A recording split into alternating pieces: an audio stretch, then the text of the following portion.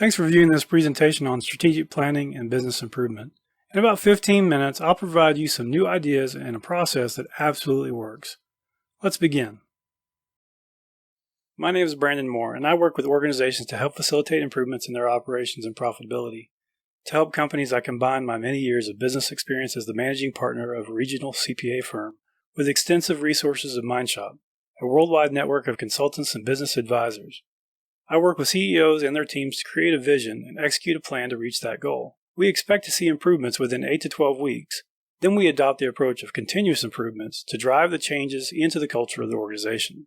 This presentation will give you a high-level view of the process I use of facilitating strategic planning and business improvement. Take into account that each engagement is different, and my work is tailored to that situation. This is the process for a typical engagement. I usually cover this slide at the first meeting with the team I'm working with. As a quick introduction, you're going to learn about the now, where, how approach to strategic planning and business improvement. We will review a number of tools that I'll use to understand where your organization currently is. That's the now. Tools to help formulate your vision for the future. That's the where. And lastly, tools to help you select the strategies and activities to reach your vision. That's the how. Lastly, we will pull all this work together in an efficient and highly effective one-page plan. This sounds like a lot, but honestly, the entire process is very logical and geared to producing results within 8 to 12 weeks. Now, where, how is the foundation of the strategic planning and business improvement process that I use. Its widely accepted and highly tested first step is to identify where your organization is currently. This requires brainstorming by the group and the use of other tools we will discuss in later slides. But in the end, somewhere between 4 to 6 key attributes are identified that capture the current state of the company. We call this the now. Those attributes may include sales levels, number of employees, market position, vendor relationships, employee engagement, etc. Part of my process is to facilitate and identify these key attributes. Then we must avoid falling into the trap of going straight from the now to the fixes. Instead, the step after now is to establish a vision for the company, usually 1 to 3 years out. We call this the where. The where can be expressed using a similar set of attributes to the now. So for example, your current sales are $3 million. This is your now. Your vision for 3 years from now, the where, might be $5 million or $6 million. Only after you know where you're going do we begin to tackle the how, usually tackling 3 key issues at a time. Without understanding the future vision, we have no context or priority for making improvements and fixes. Let's look at some of the tools and processes we use to arrive at a now, a where, and a how. One of the tools to help identify the current state of your organization is the Growth and Profit Solution Diagnostic. We call that the GPS. This is an online tool that has been used and validated hundreds of times. You can see the web address on the slide. That will allow you to access the GPS tool that will give you instant feedback on your 3 key issues. This is a user-friendly tool that will quickly get to the root of your issues. We use this information as well as some other tools and processes in formulating the now attributes. In plotting the vision for the future, the where, simply deriving a vision for the future while ignoring the past is not advised. Although it's fairly common in the approach many organizations take in their planning, I use a visioning exercise to help add clarity and context to the process. I ask you to plot the growth of your organization over the past 4 or 5 years first. Then you extend that line to your vision of growth in the future. In plotting the past growth, I work with you to reflect on the positive and negative influences on growth. These positive and negative influences will be important in plotting your vision and later in planning activities and strategies to achieve the vision. Plotting past growth first is also a reality check on your growth vision for the future. This will start a conversation within your group and ultimately will result in more clarity as to the final vision selected. In arriving at both the where, which is the vision, and the how, which are the strategies and actions, it's important to understand the strategic planning model.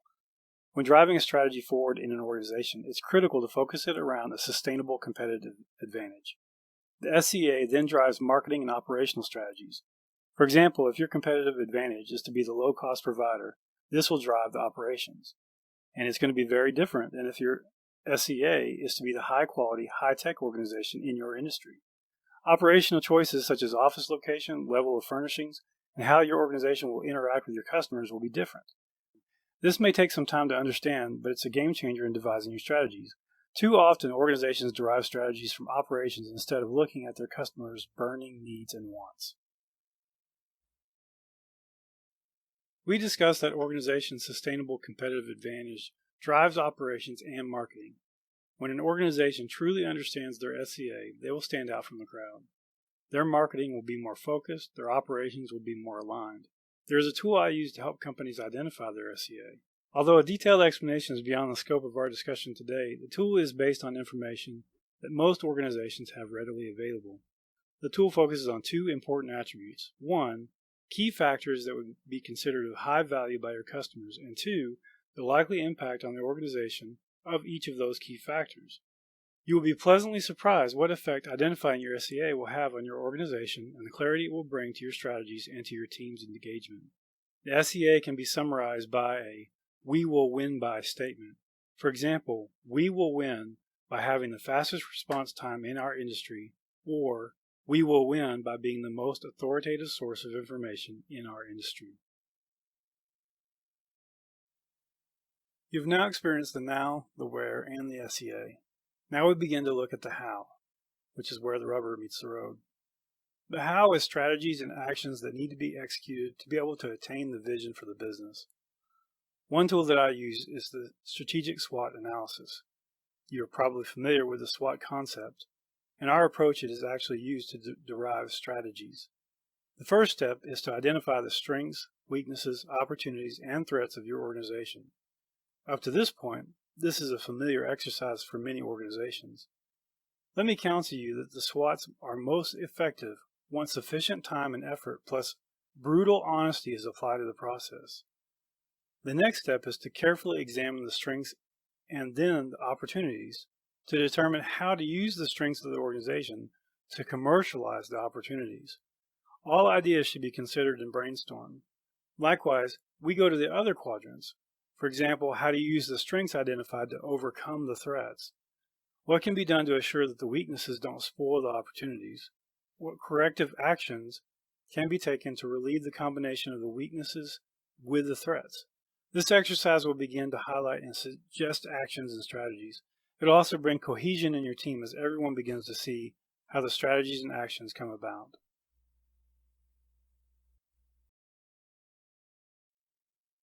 There are several tools that I use depending on the circumstance to identify the strategies and actions around a how. I've already discussed the SWOT analysis in the previous slide. Another approach to add further clarity is to use a mind map. It's a relatively simple but very effective tool. The starting point is to identify the key issue to be addressed. For example, company growth. This is placed in the center. The group then thinks through and identifies areas and actions that relate to the issue in the center. This tool is ideal for situations when a group needs to understand all the elements of an issue. The tool not only records but also educates and informs the group about the possible solutions. I've seen real breakthrough in working with the groups as they realize the myriad of possible solutions to an idea.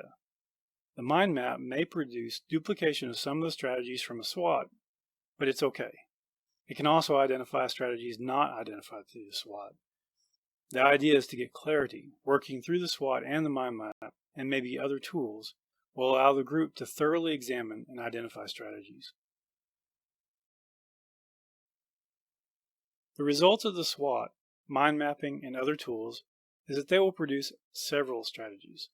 It's not practical nor desirable to implement all these ideas all at once because there needs to be a focus in working towards solutions. Therefore, we need to pick those strategies that will have the biggest impact to the organization. This is where the Pareto Principle comes in. You may know the principle as the 80-20 rule. Pareto was an Italian economist who observed in 1906 that 80% of the land in Italy was owned by only 20% of the population. Over time, the 80-20 correlation has been found to be true in many instances. As the slide indicates, the Pareto Principle applies to many areas of our personal and business life. For example, it is highly likely that 20% of your customers provide 80% of your profit. Through some straightforward exercises and application of the Pareto Principle, we can begin to cull down the ideas developed through the mind mapping and SWOT and other tools into those 2 or 3 strategies that the group believes to be the most impactful with the highest degree of success. We won't abandon the other great ideas your group has produced, but for the present, we will let the power of the Pareto Principle step in. In the strategy and business improvement process, we've reached the point where 3 key strategies have been selected by means of the Pareto analysis to address your key issues. For example, one of the strategies selected may be growth of sales. You should not stop at the strategy level. Now I facilitate a tool that selects the best actions as determined by your group to execute the strategy. There are several good approaches to do this. One I want to present is the force field analysis. It's used to develop action plans. By discovering what can be done to double the impact of the positive forces, and at the same time reducing by 50% the forces that impact negatively on the strategy.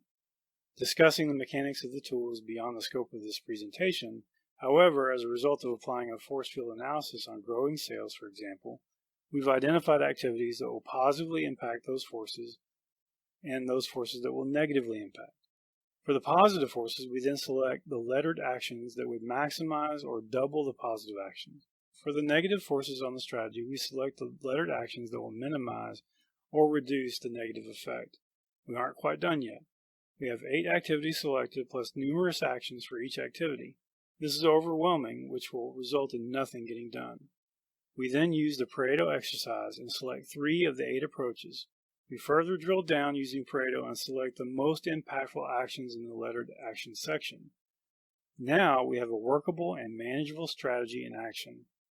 How do we manage all the success and execution to our planning? The next slide is the culmination of all of our hard work.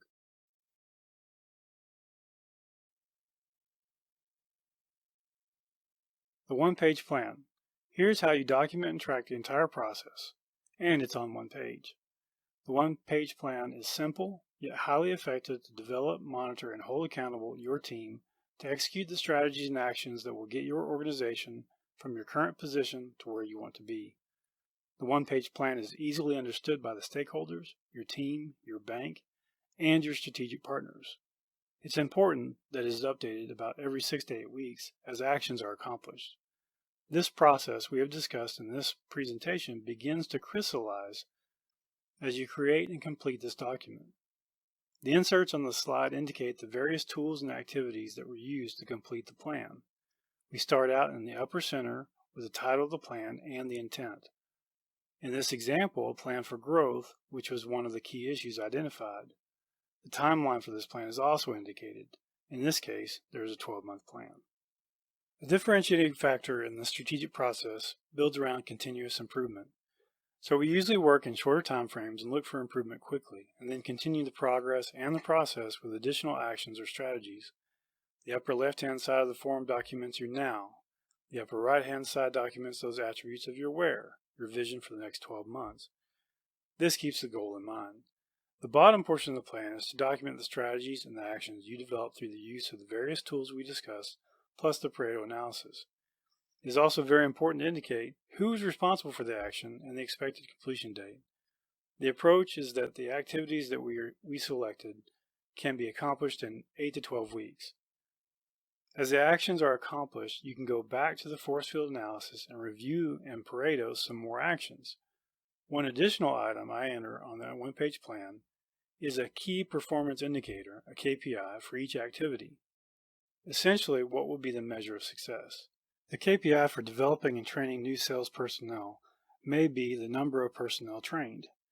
This is a dynamic document. If you keep a series of these one-page plans, you'll be able to see the progress you're making towards your vision. Strategy and business improvement should be an ongoing process. The approach I've outlined lends itself to that. My assignment is to facilitate the process in creating this first one-page plan, then to assist the company with maintaining accountability for execution, and to help the process continue as the first set of actions are accomplished. As we come to the end of our presentation, here are some key points to take away. The vision needs to be appropriate and defined. The sustainable competitive advantage drives the marketing and operations of your organization, not vice versa. These tools presented can be equally effective in other business situations once your group knows how to use them. Accountability is the key. There must be as much focus on execution and accountability as in formulating the plan. Finally, Don't let setbacks stop your progress. If you choose 3 strategies and you're successful with 2, that is a victory, not a defeat. Your group will get better over time, and you will create a can't-lose culture. This is Brandon Moore. Thanks for watching. I hope this was enlightening to you. This approach really works. I would love to be part of your business improvement and to answer any questions you might have. My contact information is on this slide. Thanks again.